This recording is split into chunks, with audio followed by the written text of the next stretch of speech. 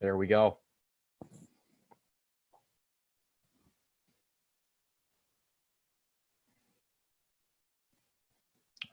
All right. Thank you, Jordan. And so today, financial wellness is the name of the game. We can move on to an agenda really quick. Okay, so first things first, we'll have a guest speaker from about 6 to 6:20. You're going to love it. And then we're going to have a youth choice workshop. There's two. You're either going to be in credit, the good and the bad. And then there's also saving, investing, and retirement, depending on which one you signed up for. And remember, if you didn't sign up for one, you're just placing one at random. After that, we're going to be going over some workshop having to do with Google Sheets and maintaining a budget, but also the functionality of Google Sheets. So that's going to be a really fun one. And so again, you had to sign up for the workshop that you're in. And so if you signed up for workshop 2, you're going to be in level 2. If you didn't sign up for one, you're going to be in level 1. And most of you are going to be in workshop level 1. All right, so that's the agenda. And we're going to go into announcements really quick. That's me. Sorry, I had to remember to unmute myself because I'm still not used to doing this whole Zoom thing like 4 months in. Also, I cannot see my notes, so if I miss anything, somebody just please fill in for me. First thing, I know y'all want to know where that money is, so talking about your stipends. First of all, I am sincerely sorry that this has been very confusing for everybody. So I sent everyone an email, like, thank you all for checking that and responding to me. Stay tuned for updates on it. If you already got your card in the mail, go ahead and activate it if you haven't already. And I will let you know when funds should be available, but it should be within the next couple of days here. If you did not receive your card, again, just be super careful when you're checking the mail from now on because it's really easy to throw that thing out. And then as soon as you get your card, let us know, and then we can make sure we load payment for you as well. So you will still have to do a tax form, so just like stay tuned on that, keep checking your email, all that stuff. Cooter journey assessment, so that next like deliverable that Lexi explained last week, make sure you do it. It is on Google Classroom. You need to do all 3 of the assessments and complete that reflection form. I know there were 2 other things on my list. I'm sorry, y'all. Can someone help me out? Midsummer event. Yeah, okay, midsummer event. And reflections. Yes. Y'all have been going to reflections, but midsummer event. So just as a reminder, make sure you bring your best meme. May the best meme win and have bragging rights for the rest of the summer. Also, we're literally letting y'all roast us at this event, and only one of you has submitted a roast, which is pretty disappointing. So I don't know if someone has the link to that form readily available, but if we could drop it in the chat, that would be great. Make sure you fill out the form and roast us at the event. That is next week. True?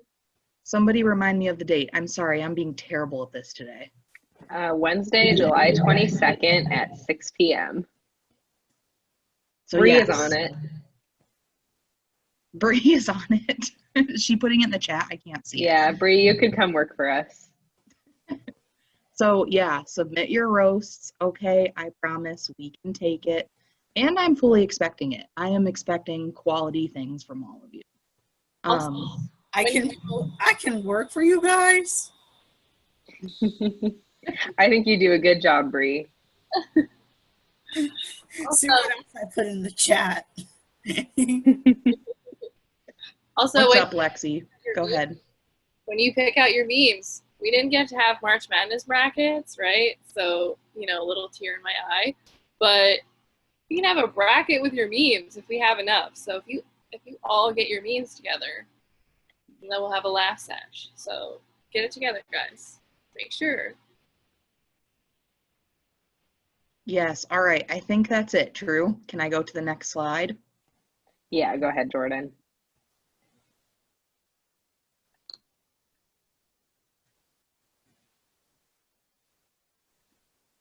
Okay. I was gonna get an intro, Jordan. I was waiting for it, but it's all good. Got it. All right. I thought that was Dave's job. Yeah. I was not Oh, trying I to didn't leave know you who was hanging giving me like an that. intro. No, I I'm would sorry. I was just trying to never. come off mute. All right. So we've got a former SummerWorks participant that is absolutely killing it professionally after having graduated college and just kind of like a rising star in the banking industry, doing really well professionally, and my newest connection on LinkedIn. So we're going to hear for a little bit from Hezekiah Lockridge. All right. Take it over. Go to the next slide. Just to get to know who I am. So I grew up in Ypsilanti.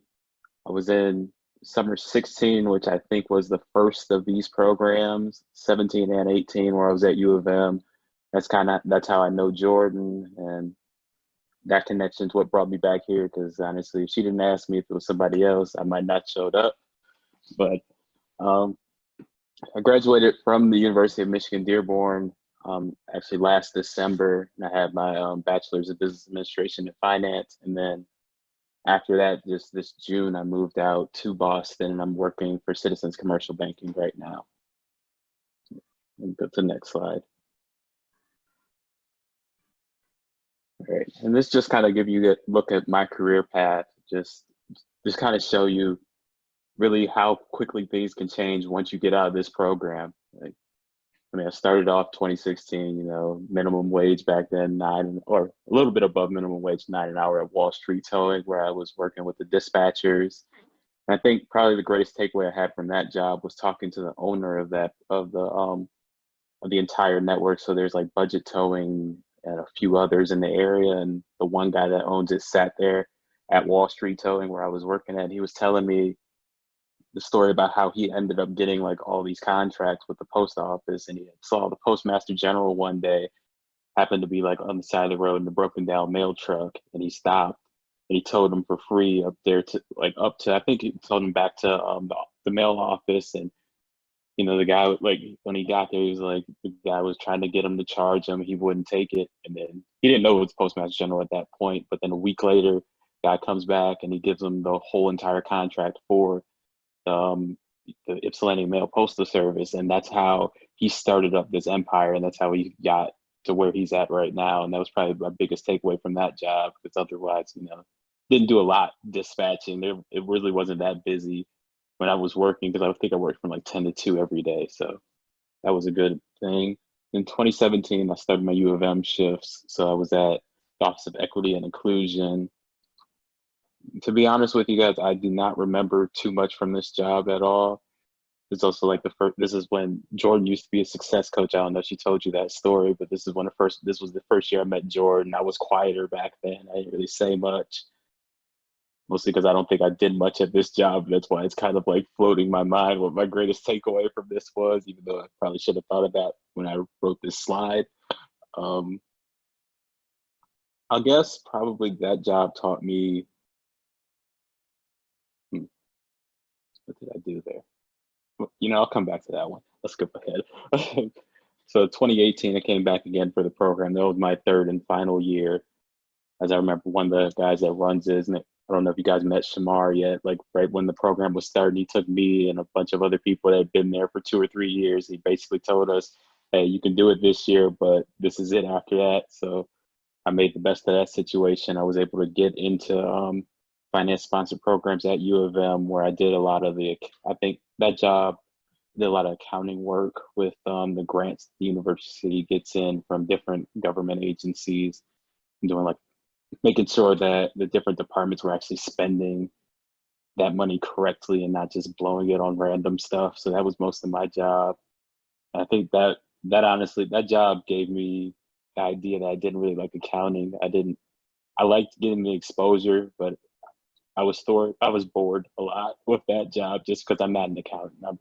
Finance and accounting are one and the same, but they're two totally different jobs once you actually get there into the career field. And then from there, the next summer, I got an internship at Citizens Commercial Banking, and that's when I started making real money. And I had to get into like, saving and stuff like that later on. But it was definitely a big jump going from making 12 an hour to 22 an hour. I couldn't getting those first paychecks, you just can't, it's different. I don't know how to like really put it into words, but having a lot of money. And then greatest takeaway from that job was basically just to make connections wherever you go. Like I'm part of that job, I got to meet everybody that worked in the office in Southfield out there. Got to hear people's stories. People give you people really love talking about themselves. So if you want to go make a connection with somebody, just ask them about, how they got there, like what decisions would they have made at your age, and they will tell you, and it's solid advice most of the time, especially when you have people that I was talking to that have made it at the bank. They're making over $100,000 a year. They basically, that's what I want to be one day. And they were just telling me straight up how they were at my age and things they wish they knew. And it's helped guide me along the way. And I took that internship. I was successful there, made a lot of good connections, and I was able to turn that into a full-time job out here in Boston. And you can see the salary went up significantly. It went up significantly. So the breakdown for that's probably about, I think, $32 an hour now that I make. And the experience so far, I'll admit it's been rough, as you guys know. I mean, the ones of you that have virtual jobs and just doing everything over Zoom, it's rough. I like seeing people in person. I like being able to kind of see the group I'm talking to. Like I can see a few of you just on the side, and it's different having to do everything remotely. And honestly, I like having the separation of work, home. So it's really depressing when I kind of get up and I walk out of my bedroom and walk two steps to the living room, and there's my work set up instead of being able to go to the office. But this is just temporary. We'll all get through this. We can go on to the next slide. Okay, and then just going into some tips about finance for you guys today. So my first tip would be to save as much as you can. Like when I had that internship, I saved half of my salary that I made into it. Like the way I save is that I put the money into a separate account so I don't see it. I have my main account at Chase, and that's the one I spend off of. And when that account gets low, then I'm like, okay, well, I'm out of money, because I didn't remember that I would put 50% of my salary into another account, because if you don't see it, you'll save it most of the time. If I see all my money, I'm going to spend all my money. So that'd probably be my tip for saving. And you really want to have money. Like I made the mistake of, I had that saved up money and I went and blew it. I got a MacBook, I got some new Beats I'm wearing right now. I got a whole bunch of other stuff. And then when it came time to move to Boston, I did not have a lot of cash. So, and that kind of leads into my second thing with credit cards. That's probably with credit cards, they're difficult. Like you don't want to get one and just charge it up and then hope that the balance goes away. Like, I mean, I'm a little bit different than most people. I had my first credit card at 18. By the time I was 20, I had 6. I was responsible with them, but I probably should not have opened 6 credit cards, honestly. I mean, it worked out for me when I was moving to Boston, and I needed to have that type of credit line to save me because my parents didn't really have money to loan me. So it was all on me to get all my moving expenses done, pay for rent for the first month and a half. And having those has been nice. I mean, I didn't, you pay the interest on them. I had to pay a little bit of interest before my paychecks from Citizens came in. But you have to be like, at you guys' level right now, if you had a credit card right now, I would just suggest having it almost linked to your debit account. Like you make one charge on your credit card, you pay it off immediately if you can do that. Or you just set aside that money out of your account just so you don't end up with a balance that you start having to pay interest on. Because what's the point of paying the bank interest? Like you're just giving them extra money at this point that you didn't spend. And to me, that's a big waste. And to learn more about credit cards, like I used NerdWallet and Credit Karma. That was, as soon as I turned 18, I was able to see my credit score. When I started opening up cards, I got to see it go up and down and start to see how it worked. Like if I had a big balance one month, I saw my credit score would go down, I pay it off, it'd go back to where it was. And over time, it got better and better as, like the bureaus, they trust you more with money. as you show you that you're responsible. But if you charge up your cards and leave them charged up, your score will go down, and it will take a while for it to recover. Like my score is still recovering from the move. I think I had maxed out almost all of my credit cards to move, and took a big chunk off my score. But now that I've been able to pay those cards off, it's starting to recover more. So that's a big thing to know, because you're going to need a credit score down the line. Like if you guys want to move out the house, you got to have some type of credit established. I mean, Jordan to tell you, she's got her nice apartment. Her apartment's better than mine. Don't let her tell you anything. Don't let her tell you anything else. I pay more, but hers is a nicer apartment. Trust me, the city life, pay a lot, but don't get a lot. But that's something down the line for you guys. I don't know if I don't know how the jobs work now with you guys, but when you get like that solid first job where you know you're going to get that paycheck every 2 weeks, I would suggest going into maybe like a credit union, or if you have an established relationship like I did with a Chase Bank or wherever you bank at, you go in there, get a basic credit card, and start like learning the ropes basically on how you want to manage your money. And go to the next slide. And then here are just some tips so you guys can get that job and then start kind of getting into the real world. So for interviewing, the SMART method, I know that success coaches probably hit on this, but it is very important. Every job, Citizens, both of my interviews that I had to do, they were always asking me, you know, what did you do for this certain project, or like how do you handle tough situations or something like that. You have to know that SMART method in the back of your head so you can go through and answer that question accurately. And the better you can answer that question, the more impressive you look to people, and the easier the better chance that you get that job at the end of the day. And in interviews, it is all about you. Like when somebody asks you what you did in the group, what happened in like a group project, focus on what you did. Like there's sometimes an I in team, and that's only when you're interviewing. You just focus on you. You don't. Everybody else had their own little things that they can talk about in their interview. You talk about what you did for the team. Like if you're like me, you end up in teams a lot where you end up doing all the work. You tell them that, you know, my team, they weren't really pulling their weight, so I pulled it for them. That looks really impressive to a lot of interviewers, as you know, they want somebody who doesn't want to make excuses for their team as why they didn't get something done. They want people that'll say, hey, if my team isn't doing anything, I'll step up and make sure that it gets done. And then eye contact is a big thing. I know a lot of when in college, almost every teacher would always tell people, yeah, your generation doesn't like keeping eye contact with people. And with the older generation, that's the ones who are going to be hiring you. That's a really big thing for them. If you sit there and interview and you're looking all over the place, it doesn't look good on you at the end of the day. And then be yourself. Like there's times in interviews where, you know, you kind of like, you want to give off like some type of certain appearance, but people will see through that most of the time. You just have to, you go in there, you just be who you are, and just, you know, if you have all these other tips, it'll shine through and you'll be able to secure that position for yourself. And then probably my last one is like, find your confidence. Like I know for a fact that I do get nervous before interviews. I get nervous before, you know, giving out any type of presentation at all. And just kind of, you just have to find like your ways. Like I have like nervous tics. Like I'm tapping my feet right now, just kind of keeping pace with myself, making sure that I keep everything on point. But you have to find whatever it is that keeps you confident in the interview. You know, if you got to tap your feet, you got to rock back and forth, do whatever you have to do to make sure you're still calm, cool, collected throughout the entire process. All right. Yeah. And this is my contact info. I'm free to reach out to me. You know, Dave already connected with me on LinkedIn. I'm usually pretty fast with responding at any of these things, unless even during work hours, you know, sometimes I'm just not doing anything. If I see something, I might just respond really quickly.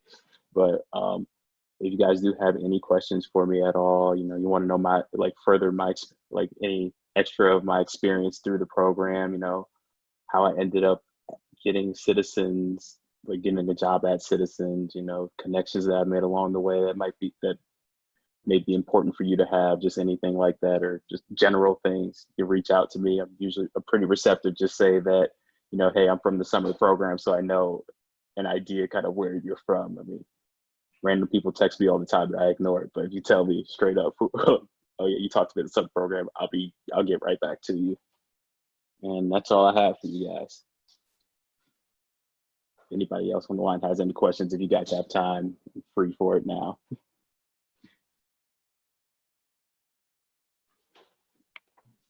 I'm gonna stop sharing really quick just so we can like see everybody a little bit better. And we'll make sure to pass along Hezekiah's contact info too. So if you didn't get it, don't feel like you have to scramble right now. We'll send it to y'all. So I'm gonna stop screen sharing.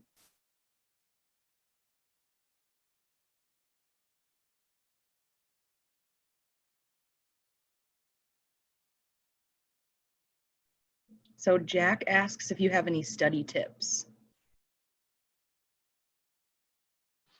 So I had to take myself back off mute. It's annoying. Study wise for me, what I like doing is probably, I might not be the best for this because I don't usually study until maybe like the night before or 2 nights before like a big test or anything, because I believe the further out that I start studying, the more I'm gonna forget when it becomes time. So usually how I would do it is like the day before is when I would start studying. You know, it's most of my classes have been kind of finance related, so it'd be like go through problems, or I didn't really read textbooks that much. It's mostly just kind of going through the problems, make sure I have everything down. And most of my classes were pretty straightforward. We'd have a study test or pre-test, and that would be almost identical to the final. I'm not sure how it is. I don't know what is the group. I don't know if you guys are all like high school, college. I don't remember how the mix usually is. It's been a while, but if Jordan, do you know? Go ahead, help me out here. It's quite a range. We've got 16 to 24. Okay.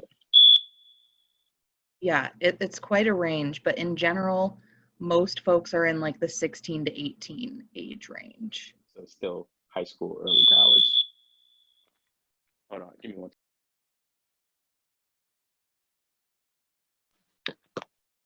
I'm sorry. Okay, I don't know if you guys could hear the interference in my background, but just so you know, like the thing in Boston, we have like the technical handicap department. So we have a doorbell outside, and when people ring it, it like vibrates everything in the apartment. So that's what you heard in the background. But so what is that? Okay. But, for study tips, probably my best advice is, 24 hours within like before the thing, that's when you should start studying, because that's when you'll remember the most things. That's when things will start to stick for you.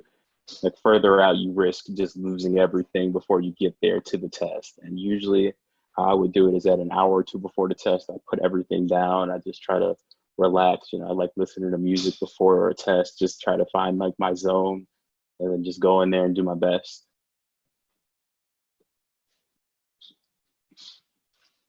Okay.